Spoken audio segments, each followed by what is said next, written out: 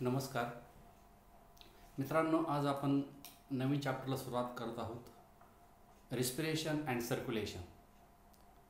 12वीचा biology चॅप्टरमधला 8व्या चॅप्टरमधला हा जो पॉईंट्स आहे हा आज आपण शिकणार आहोत. आत्तापर्यंत आपण 2 चॅप्टर कंप्लीट केलेले आहेत आणि हा तिसरा चॅप्टर आहे, respiration and circulation. Now what is the respiration and what is circulation ह्या गोष्टी आपण प्रथम समजून घेऊया. प्रथम पाहतोय respiration. All the living organisms they have to require the energy. हे सगळ्यांना माहिती आहे, प्रत्येकाला एनर्जीची आवश्यकता असते. Now it carries from the various life processes. मग वेगवेगळ्या प्रकारच्या प्रोसेस आहेत, त्यापैकी रिस्पिरेशन ही एक प्रोसेस आहे आणि ह्या प्रोसेसमधून एनर्जी निर्माण होते. Now the energy that is stored in the body in the form of complex organic compounds. मग कॉम्प्लेक्स ऑर्गॅनिक कंपाऊंड्स कोणते आहेत? Now what ever all this organic material or the compounds they have converted into the simple one, means they have to process, or these are the process is called as respiration. Now this respiration process, these are the biochemical process. महत्त्वाचं आहे, ही कोणती process आहे? Biochemical.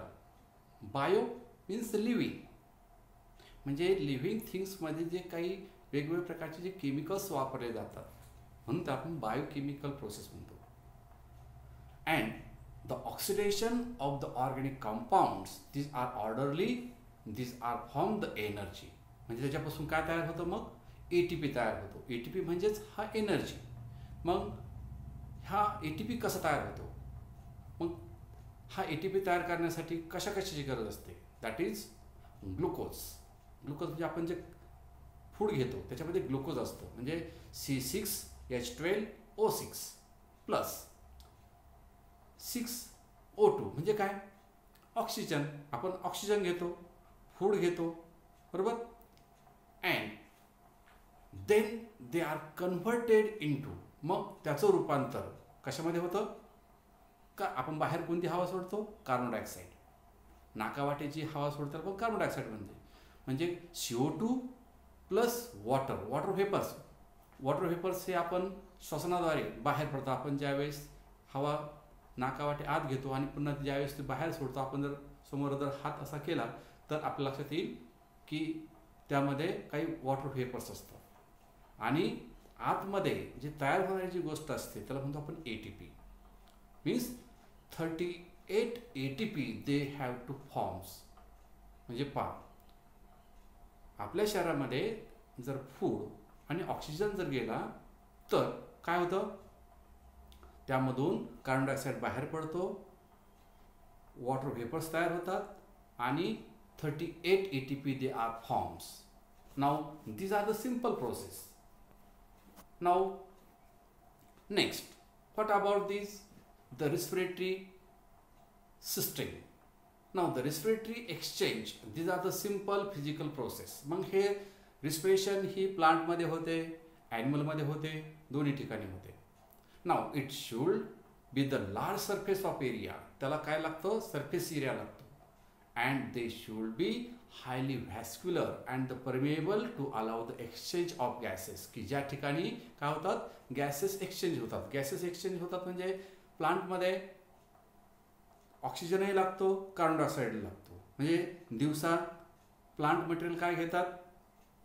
That is, they are forms the oxygen.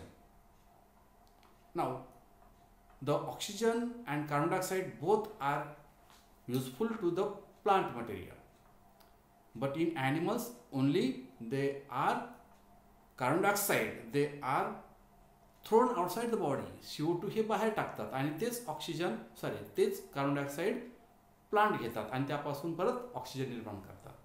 Now it should B moist. आणि त्याच्यामुळे काय होतं? ते जो सरफेस आहे तो कसा लागतो? Moist. Now what about the gases exchange. मग गॅसेस एक्सचेंज म्हणजेच काय? रिस्पिरेशन. मग gases exchange occurs in plant. मग कशा पद्धतीने ते होतं? नाव these are occurs in lenticels. Like, what are the lenticels? This structure of plant, these are the gases exchange, these are occurs in diffusion process. And this diffusion process, these are the terrestrial flowering plant. They have 2 ear space, and this ear space they have to continuous flowing of the gases. The oxygen diffuse from these things into the ear to from the stomata. म्हणजे जे lip असतं, लिपच्या वरच्या सरफेसला याचे छोटे छोटे जे छिद्र असतात त्याला आपण काय म्हणतो? Stomata. Now these are the porous body on the leaves, and the carbon dioxides and water vapors, they are diffused out. त्याच्यातून ते बाहेर सोडले जातात. Now they are enter into by the process that is called as the diffusion. बाहेर सोडण्याची जी process आहे त्याला आपण काय म्हणतो? डिफ्युजन. या डायग्राम मध्ये पहा दाखवलेलं आहे, लिप आहे आणि लिप मधून काय दाखवलेलं आहे? ते छोटंसं जे स्टोमॅटा आहे गोल लाल याच्यामध्ये, त्या स्टोमॅटामधून काय केलं जातं? द मॉइस्ट आणि गॅसेस एक्सचेंज केले जातात. आणि किंवा स्टेम असतं, दुसऱ्या डायग्राममध्ये स्टेम दाखवलेला आहे, त्याला लेंटिसेल म्हटलंय. त्यालाही छोटे छोटे छोटे छिद्र असतात आणि त्यामधून काय सोडलं जातं बाहेर? गॅसेस एक्सचेंज केले जातात. नाव नेक्स्ट, रिस्पिरेशन इन ॲनिमल्स. हे झालं प्लांटमध्ये. आता आपण पाहतोय ॲनिमलमध्ये कशा पद्धतीनं हे एक्सचेंज होतात. Now as to compare the plant, animal shows the wide variety of respiratory surface of the organ. Now these surface or the respiratory surface differ in various animal. प्रत्येक animal मध्ये हे जे respiratory surface म्हणजे त्याचा जो organ आहे हा वेगवेगळा असतो. माणसाचं नाक वेगळं आहे, गाईचं नाक वेगळं आहे, किंवा इतर ॲनिमलमध्ये प्रत्येक ॲनिमलचं नोज वेगळं आहे की ज्या ठिकाणून आपण काय करतो? रिस्पिरेशन करतो. नाव depends upon the complexity of the organism or the medium of the part. They have to specialize different types of the respiratory organ, and the respiratory organs, they are isolated or these are associated with the transportation of the system. Now what about this system? Like first, आता वेगवेगळे animal आहेत, उदाहरणार्थ protist असेल. हे protist कुठं राहतात? पाण्यामध्ये राहतात.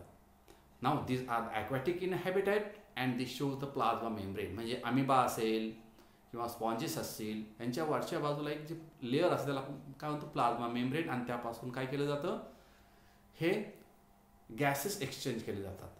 दुसरा ॲनिमल आहे फ्लॅटवर्म्स. आपण 11वीला बघितलं फ्लॅटवर्म, प्लॅनेरिया, ॲनेलिडा. हे जे सगळ्या प्रकारचे जे ॲम्फिबियन्स आहेत यांच्या वरच्या बाजूला एक प्लाझ्मा मेम्ब्रेन असतं किंवा स्किन असतं. ही स्किन कशी असते?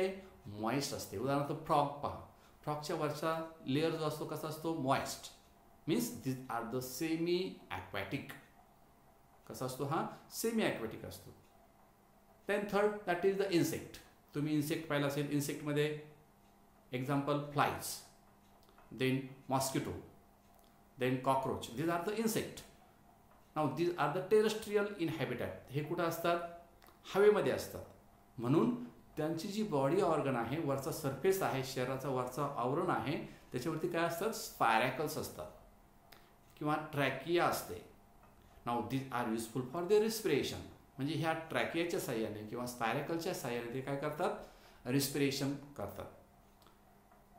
त्यानंतर अरॅक्निड्स. अरॅक्निड्स म्हणजे कोणता? लाईक द स्कॉर्पिओन, विंचू. यांच्या शरीरामध्ये जे लंग्स असतात त्या लंग्सच्या साह्याने ते रिस्पिरेशन करतात. Now that is called as the book lungs. Then some arthropods like limulus, these are also forms the book gills.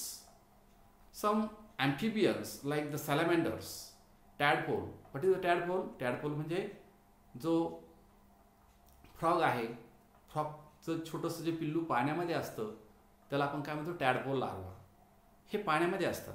मग यांच्या शरीरामध्ये पाण्यामध्ये असल्यामुळे यांना काय असतात, gills, that is called as the external gills. With the help of the external gills they have to respiration. Then fishes also form the internal gills. Then reptiles and birds. बर्ड्सला काय असतात, लंग्स असतात, ते हवेत असतात, झाडावरती राहतात, हवेत असतात, त्यामुळे त्यांना असतात लंग्स. आणि टर्टल पाण्यामध्ये असतं, त्याच्यामुळे त्याला काय असतात, क्लोएका. म्हणजे त्यांचे वेगवेगळे रिस्पिरेटरी ऑर्गन आहेत, प्रत्येकाच्या ऑर्गनला वेगळं संबोधलं जातं. टर्टलला क्लोएका म्हणतो. नाव